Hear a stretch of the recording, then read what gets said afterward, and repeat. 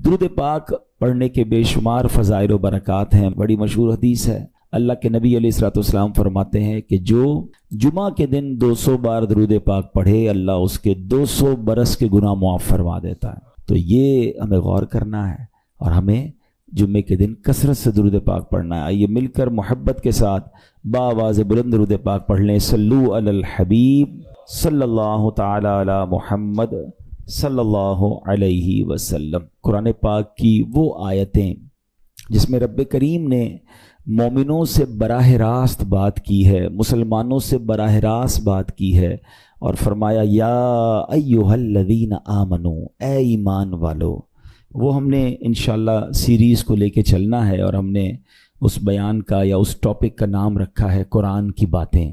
تو پہلی آیت ہم کور کر چکے تھے جس میں نبی پاک علیہ الصلوۃ والسلام کی شان بڑے شاندار انداز میں سورہ بقرہ کی وہ آیت تھی جس میں ہمیں یہ بتایا گیا تھا کہ اے ایمان والو، پیارے آقا سے بات کیسے کرنی ہے، ان کو راعنا نہیں کہنا، ان کو انظرنا کہنا ہے۔ آج جو ہم نے آیت پڑھنی ہے قرآن پاک کی، جس آیت کو سمجھنا ہے، یہ بھی قرآن پاک کی سورہ بقرہ کی آیت ہے، پارہ نمبر 2 ہے اور آیت نمبر 153 ہے۔ بیوٹیفل آیت and so many good lessons from that آیت۔ اب وہ آیت کون سی ہے؟ بسم اللہ الرحمن الرحیم۔ یا ایھا الذین آمنوا استعینوا بالصبر والصلاۃ ان اللہ مع الصابرین۔ ترجمہ اس کا کیا ہے؟ اے ایمان والو، صبر اور نماز سے مدد مانگو، بے شک اللہ صابروں کے ساتھ ہے۔ اب یہاں بہت خوبصورت باتیں ہمیں سیکھنی ہیں کہ صبر اور نماز سے مدد مانگو۔ قرآن ہمیں راستہ بتا رہا ہے کہ آپ کو ہیلپ چاہیے تو صبر اور نماز کے ذریعے آپ نے ہیلپ لینی ہے۔ اب اس کا مطلب یہ ہوا کہ عبادات کی ادائیگی، گناہوں سے رکنے اور نفسانی خواہشات پورا نہ کرنے پر صبر کیا جائے، اور نماز چونکہ تمام عبادات کی اصل ہے، اہل ایمان کی معراج ہے، اللہ اور بندے کے درمیان ایک بیوٹیفل کانٹیکٹ ہے، تو اس لیے اس سے بھی مدد طلب کرنے کا حکم دیا گیا ہے۔ یہ بھی یاد رہے کہ بدن پر باطنی اعمال میں سب سے سخت صبر ہے اور ظاہری اعمال میں سب سے مشکل نماز ہے۔ یہ بڑی اہم بات ہے۔ کچھ اعمال وہ ہیں جن کا تعلق دل سے ہوتا ہے، انسائٹ ہوتا ہے۔ انسائٹ اعمال میں سب سے مشکل کام کیا ہے؟ صبر کرنا۔ اور ظاہری عبادتوں میں، جسمانی عبادتوں میں سب سے مشکل کام کیا ہے؟ نماز پڑھنا۔ تو یہ 2 اہم کام دیے گئے کہ صبر اور نماز سے مدد چاہو۔ اچھا، اب ہم دیکھتے ہیں کہ صبر اور نماز سے مدد ملتی کیسے ہے، اور سرکار دو عالم صلی اللہ تعالی علیہ وسلم کا اس میں کیا معمول تھا، اب ذرا سنیے گا۔ اب نبی پاک علیہ الصلوۃ والسلام کا یہی معمول تھا۔ حضرت حذیفہ رضی اللہ تعالیٰ عنہ فرماتے ہیں نبی کریم علیہ الصلوۃ والسلام کو جب کوئی سخت مہم پیش آتی تو آپ علیہ الصلوۃ والسلام نماز میں مشغول ہو جاتے۔ جب میں خود اس آیت کی کچھ دنوں پہلے تیاری کر رہا تھا تو بڑا ایک نیا کہتے ہیں نا نیا باب آنکھوں کے سامنے کھلا کہ یقیناً جب ہم پرابلم میں آتے ہیں ہم دعا بھی کرتے ہیں، ہم لوگوں سے بھی کہتے ہیں، مگر کیا ڈائریکٹلی ہم نماز کی طرف جاتے ہیں؟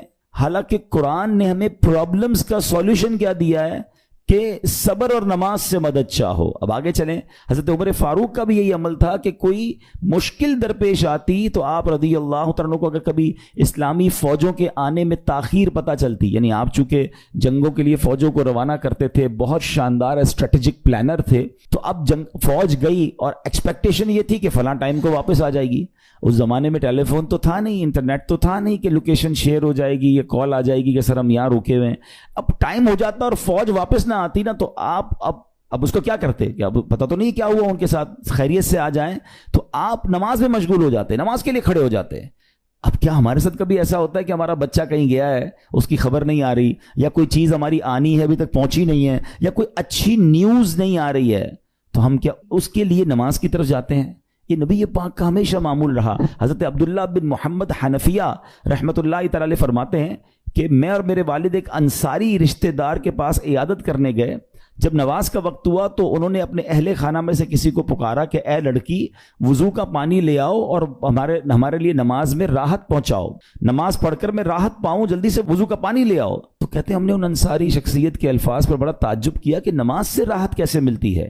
تو انہوں نے کہا میں نے نبی پاک علیہ الصلوۃ والسلام کو فرماتے سنا ہے، اے بلال کھڑے ہو اور ہمیں نماز کے ذریعے راحت پہنچاؤ۔ And it means namaz is relaxation for all of us. नमाज is the way to solve your problem. आपको जब कोई प्रॉब्लम आए ना, आप अल्लाह की बारगाह में नमाज के लिए खड़े हो जाए. मकरू वक्त नहीं है, आप नवाफिल पढ़ना शुरू कर दें. आप देखिए नमाज हेल्प करेगी आपकी, नमाज से आपके लिए राहतें हो जाएंगी. आपकी हज़रत अब्दुल रहमान बिन औफ कितने बड़े सहाबी हैं रदी अल्लाह तआला. ये वो सहाबी हैं कि जो अशराए मुबशरा में से भी हैं. And he was billionaire on that time. सबसे अमीर सहाबा में जो नाम आते हैं वो हज़रत उस्मान गनी और हज़रत अब्दुल रहमान बिन औफ रदी अल्लाह तआला के नाम आते हैं. आपका एक बार बेहोशी गशी तारी हुई, ठीक है, अनकॉन्शियस हो गए आप, तो आपकी वालदा ने क्या किया? आपकी वालदा, लोग समझे कि आपकी जान निकल गई है, आपकी वालदा मस्जिद की तरफ चल पड़ी ताकि वहां जाके नमाज पढ़ें और उससे मदद हासिल करें. जब हज़रत अब्दुल रहमान बिन औफ को होश आया ना, तो लोगों ने कहा कि आपकी तबीयत कैसी है? तो आपने कहा क्या मुझ पर गशी तारी हो गई थी हैं? तो कहा जी. तो कहते हैं बेशक मेरी बेहोशी में मेरे पास 2 फरिश्ते आए और कहने लगे तुम चलते नहीं कि हम तुम्हें खुदा की बारगाह में ले जाएं और तुम्हारे बारे में फैसले लिए जाएं. दूसरे फरिश्ते ने कहा इन्हें लौटा दो, ये उन अफराद में से है जिनके लिए इनकी माओं के पेट में ही सादतमंदी लिख दी गई थी, और अनकरीब अल्लाह ताला इनके जरिए इनकी औलाद को जब तक चाहेगा नफा देगा. उसके बाद आप रदी अल्लाह तआला 1 महीना मजीद जिंदा रहे, उसके बाद इंतकाल हुआ. तो पता चला कि आपकी वालदा ने नमाज पढ़ी, अल्लाह से मदद मांगी और आपको अल्लाह ने एक नई जिंदगी अता फरमाई. तो आप अपनी जिंदगी में इस प्रैक्टिस को आज इस आयत से देखिए. हमने करना क्या है? हम जब बयान में आए तो सिर्फ बयान नहीं सुनना है, हमने अल्लाह ने मुझे कहा क्या है. हम इस टॉपिक को लेके इसीलिए चल रहे हैं ना कि मेरे रब ने डायरेक्टली मुझसे क्या बात की है. तो आज इस आयत में ये लेसन मिल रहा है कि जब किसी प्रॉब्लम में है, क्लैमिटी में है, तो अल्लाह की तरफ जाना है और नमाज से मदद चाहनी है. वस्तईनु बिस्सब्रि वस्सला. अच्छा, अब आप देखें प्यारे आका की नमाज की कैसी आदत थी. बादल गरजते थे, आंधी चलती थी, है किसी बुरी खबर की इतला आ रही होती थी, नबी पाक नमाज की तरफ चले जाते. अच्छा, आप मुझे बताएं नमाज इस्तिस्का क्या है? बारिश नहीं हो रही है, प्यारे आका नमाज पढ़ा रहे हैं. सूरज गहन हो रहा है, नबी पाक नमाज पढ़ा रहे हैं. चांद गहन हो रहा है, प्यारे आका नमाज की तरफ. यानी किस कदर अल्लाह की तरफ रुजू है. And when ever anything bad happen या गोइंग टू बैड हैपन, होने वाली लग रही है, कुछ बड़ा होने वाला है, हमें भी तो खबरें आ रही होती है ना कि भाई कल बहुत शदीद बारिश होगी, अल्लाह ना करे कोई और बुरी खबर एक्सपेक्टेशन है, आपको कारोबार में कोई ऐसी खबर आने का डर है, या आपकी कोई शिपमेंट जा रही है, वॉट एवर आप चाहते हैं हर चीज बेहतर हो जाए. कुरान ने फॉर्मूला दिया ना, वस्तईनु बिस्सब्रि वस्सला.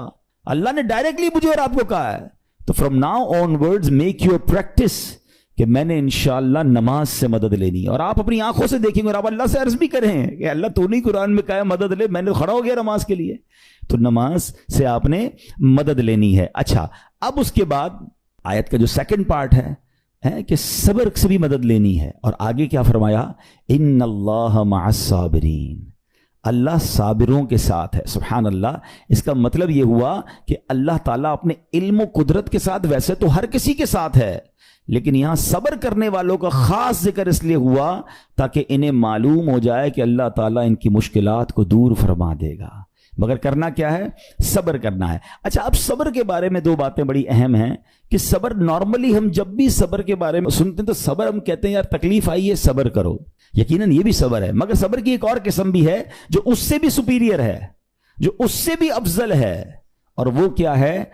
गुनाह के लिए दिल चाहे, हराम के लिए दिल चाहे, नफसानी ख्वाहिशात बुरा काम करवाना चाह रही हैं और बंदा उस पर सब्र करे. ये सब्र जो है ना, ये शरीयत को और महमूद है और बड़ा अफजल है कि इंसान को जी चाहे कि फला गुनाह करना है मगर वो उस पर सब्र करे. और दूसरा सब्र वही है जो हम जानते हैं कि कोई मुसीबत आ जाए, कोई आफत आ जाए, कोई हमारा अल्लाह ना करे किसी से लड़ाई हो जाए, हमें कोई बुरा भला कहे, हम उसे माफ कर दें, सब्र करें. या जिस्मानी तकलीफ है, कारोबार में प्रॉब्लम है, हम अल्लाह की रजा पर राजी रहें. तो ये 2 किस्म के सब्र हैं. और जब कोई बंदा सब्र करता है ना, तो कुरान और हदीस और बुजुर्गान दीन के अकवाल से मैं अब आप उसको इसके 10 फायदे बताना चाहता हूं. मैं कहता जाऊंगा, आप अल्लाह के जिक्र की नीयत से सुभान अल्लाह भी कहते रहें, जन्नत में दरख्त भी लगाते रहें. ठीक है? अल्लाह ताला सब्र करने वालों के साथ है.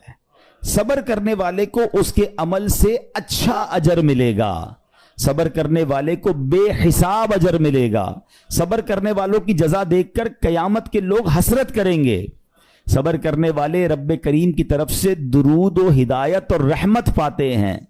सब्र करने वाले अल्लाह को महबूब हैं. सब्र आधा ईमान है. सब्र जन्नत के खजानों में से एक खजाना है. सब्र करने वाले की खताएं मिटा दी जाती हैं اور صبر ہر بھلائی کی کنجی ہے۔ اب آتے ہیں ان دونوں صبر کو تھوڑا سا ڈیفائن کرتے ہیں۔ ایک نفسانی خواہشات، گناہ کا جی چاہتا ہے، کیونکہ نفس ہے نا وہ تو ہر وقت موج مستی چاہتا ہے، وہ تو ہر وقت چاہتا ہے جناب بس یہ بھی کام کر لوں وہ بھی کر لوں۔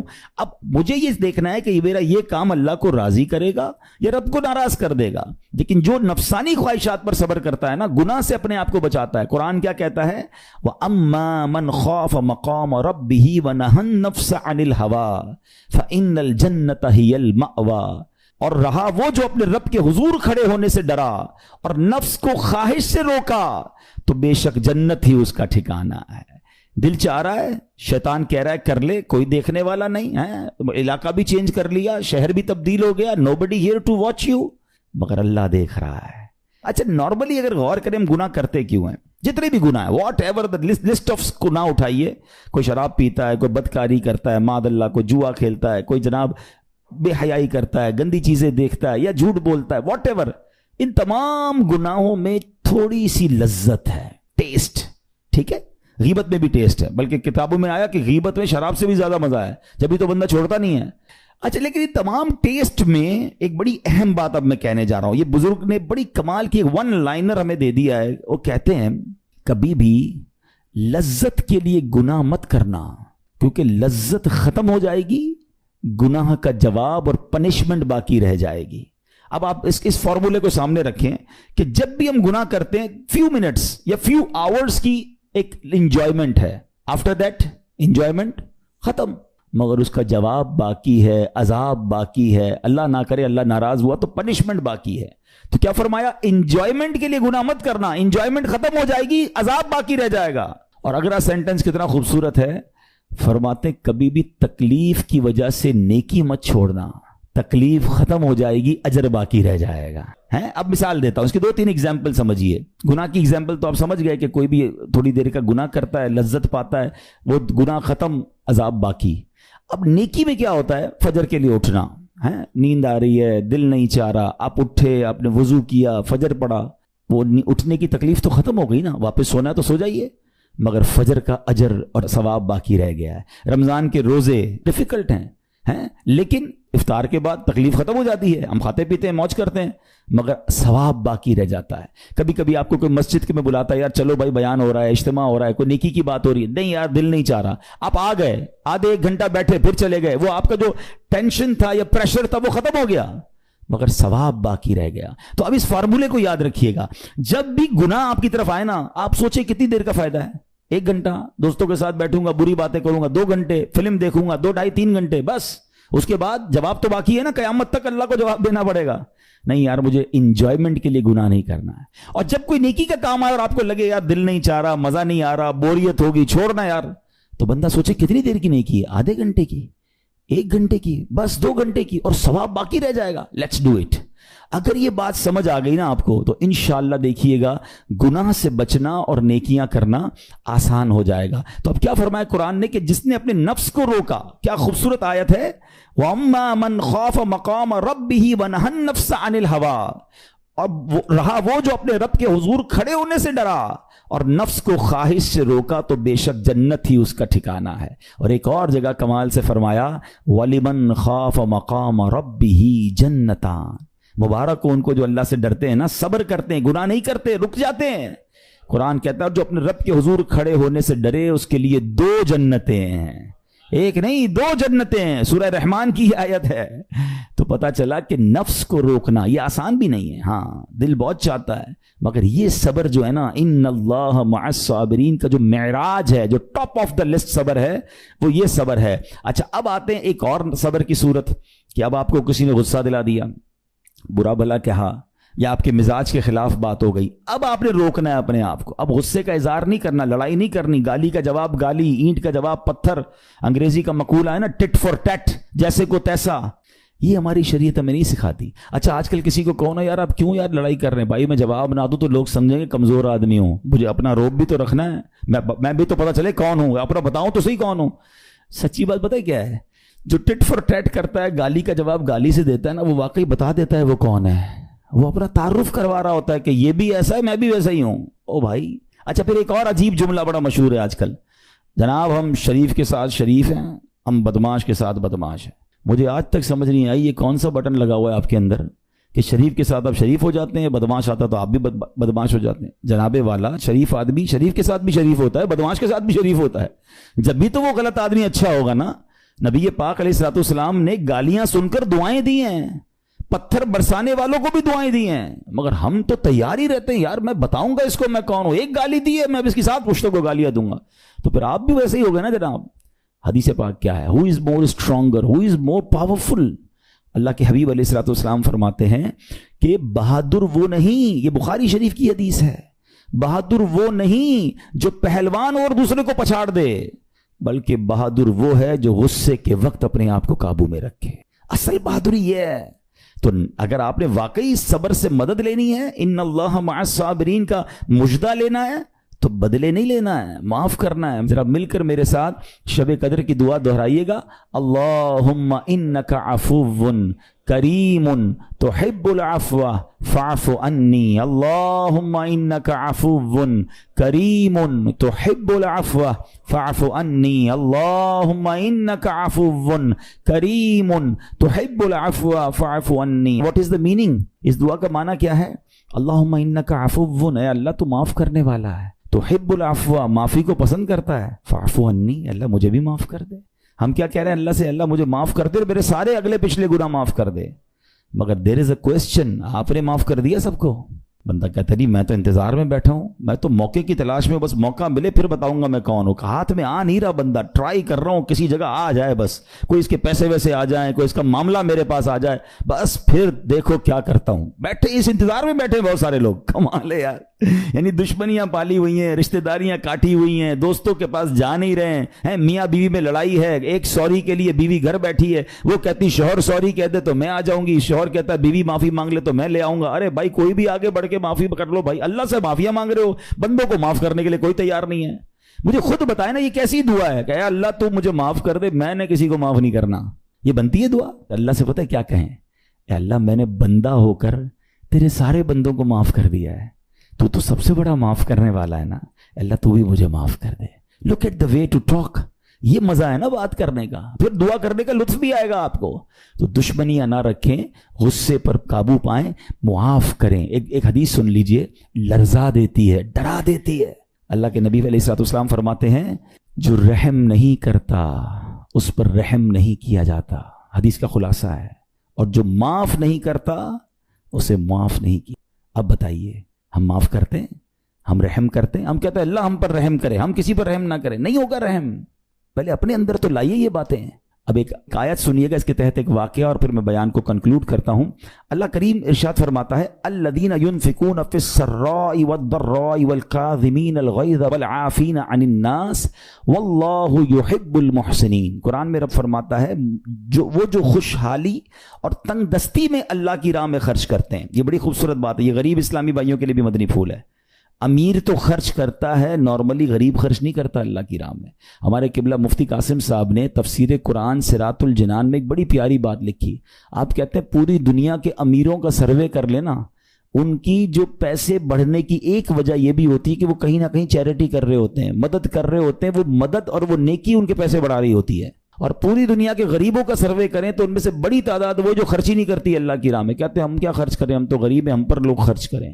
میں آپ کو فارمولہ دے رہا ہوں اور یہ قرآن سے دے رہا ہوں، جو تنگی میں بھی اللہ کی راہ میں خرچ کرتے ہیں، جو خوشحالی میں بھی خرچ کرتے ہیں۔ آپ تنگی میں آپ روپیہ خرچ کریں، یہ نہیں کہتے آپ 10,000 روپے خرچ کریں، جتنی آپ کی حیثیت۔ یہ کاروبار ہے، آپ 1 روپیہ دیں گے اور آئے گا، آپ 10 روپے دیں گے اور آپ کسی نہ کسی نیکی کے کام میں خرچ کرتے رہیں، آپ غربت سے باہر آ جائیں گے۔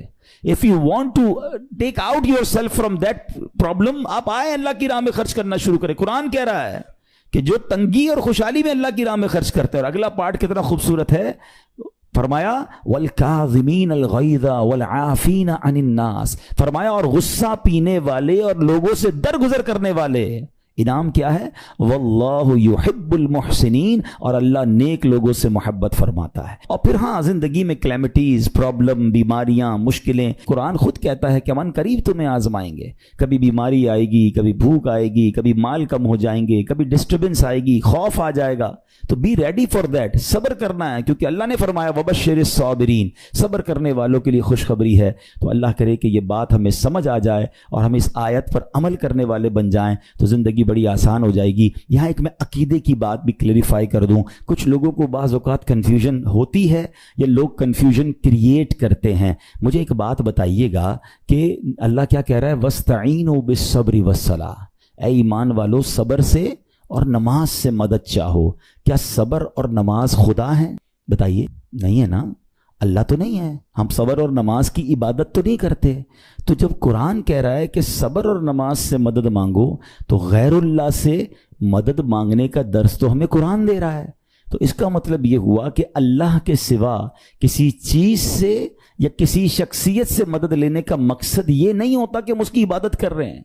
अगर आज के दौर में कोई अल्लाह के नबी से कहता है कि या रसूल अल्लाह उन्जुर हालना, या भर दो जोली मेरी या रसूल अल्लाह, तो यहाँ कोई शिर्क की बात नहीं है। क्योंकि यहाँ ये नीयत नहीं है कि हम उनको खुदा मान रहे हैं, या ये भी नीयत नहीं है। एक बात, एक अकीदा क्लियर कर देता हूँ, पूरी दुनिया में आशिकान रसूल का यही अकीदा है कि कोई नबी, कोई सहाबी, कोई वली अपनी तरफ से किसी को कुछ नहीं दे सकता। वो सब रब के मोहताज हैं।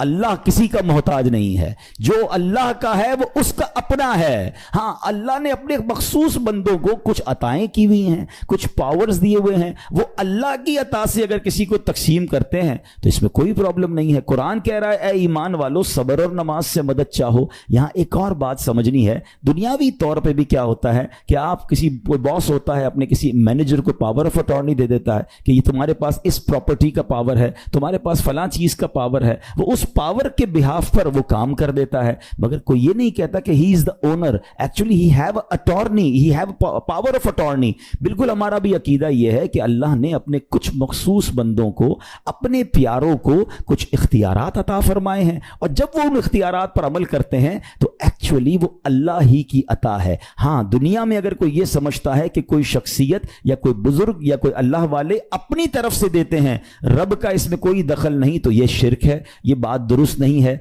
हमारा सबका अकीदा यह है कि जो कुछ दुनिया में अगर किसी वली, नबी, सहाबी के पास है वो रब का दिया हुआ है, रब की अता है, रब उनको देता है, रब को कोई नहीं देता। रब के पास जो कुछ है वो उसका अपना है। तो ये कॉन्सेप्ट भी क्लियर होता है कुरान पाक की इस आयत से। अल्लाह करीम से दुआ करते हैं, रब करीम हम सब की हाजिरी को अपनी बारगाह में कबूल फरमाए।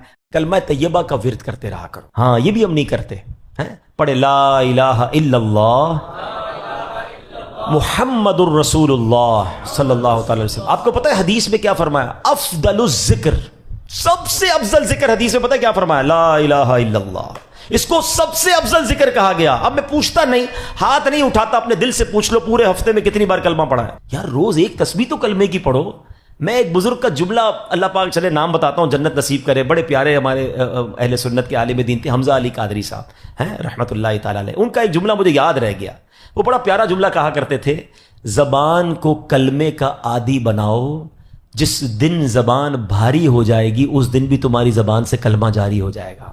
आपको पता है जब हम मरेंगे ना, सकरात का जो वक्त होता है, जबान भारी हो जाती है, जुमले नहीं निकलते। देखिए, जबान का आदी होने के मतलब समझो। मिसाल देता हूं, मोटरसाइकिल पे, गाड़ी में आप कहीं जा रहे हैं, अचानक ब्रेक लगा, सामने से कोई गाड़ी आई और आपकी गाड़ी ने जोर से ब्रेक लगाया, क्या निकलता है जबान से? अपने आप से पूछो। कुछ लोगों के मुंह से उस वक्त गाली निकलती है, अबे कुछ ना कुछ ऐसा गंदा निकलता है, बुरा निकलता है। और अल्हम्दुलिल्लाह कुछ लोग ऐसे जिसका उस वक्त निकलता है या रसूल अल्लाह है, या अल्लाह, ला इलाहा इल्लल्लाह। क्यों? ये जुमला समझना मेरा, जो बर्तन में होता है ना वही छलकता है। जिसके अंदर गंदगी भरी होना है, गंदी बातें, बेहयाई, बुरे दोस्त में बैठना, गाली गलोच, जब भी उसको झटका लगेगा ना, जब भी उसको तकलीफ पहुंचेगी, चूंकि अंदर गंदगी भरी हुई है, तो धक्का लगने पर वही बाहर निकल रहा है। जिसके सुबह शाम अल्लाह के जिक्र में गुजरते हो, दुरूद पाक में गुजरते हो, कलमा पाक में गुजरते हो, उसको जब भी धक्का लगेगा उसके मुंह से इंशाअल्लाह दुरूद पाक ही निकलेगा, कलमा पाक ही निकलेगा। अब आपकी मर्जी है बर्तन में क्या भरना है, कैसे दोस्तों में बैठना है, कैसी गैदरिंग में बैठना है, और भरना क्या है अपने अंदर। अपने बर्तन को अच्छा भरो, रोज कलमा पढ़ते रहा करें। ईमान की हिफाजत का एक जरिया यह भी है कि बंदा कलमा पाक का विर्द करता रहे, ताकि जब मेरी जबान भारी हो, सकरात का आलम हो, तो जबान से कलमा जारी हो जाए। अल्लाह से दुआ करता हूँ, मौला मरते वक्त हमें कलमा नसीब करना। गाली देते हुए, बुरी बात करते हुए, हराम देखते हुए, हराम सुनते हुए हमें मौत ना आए। ہاں تو جو فلمیں ڈرامے دیکھتے ہیں جن کی گاڑی میں بھی میوزک چل رہا ہوتا ہے، سوچو یار ہم نے گاڑی کے ایکسیڈنٹ ہوتے ہوئے دیکھا، لوگوں کو مرتے ہوئے دیکھا، تمہیں شرم نہیں آ رہی؟ خدا نہ خواستہ اس حال میں چلے گئے تو کیا ہوگا؟ گانے سنتے سنتے دنیا سے جاؤ گے۔ لوگوں کو شرم نہیں آتی جہاز کے اندر فلمیں دیکھ رہے ہیں؟ ارے جہاز تو جب پرخچے اڑ جاتے ہیں انسان کے، بندہ ادھر توبہ کرے، شراب پیتے ہیں، میں نے دیکھا ہے، کیونکہ فری ملتی ہے تو جو کبھی نہیں پیتا وہ بھی پی رہا ہوتا جہاز میں۔ توبہ توبہ توبہ، تمہیں کیا ہو گیا یار؟ مطلب جدھر گناہ کا موقع ملے کر لینا ہے؟ ہم مسلمان ہیں، ہماری کوئی باؤنڈری ہے؟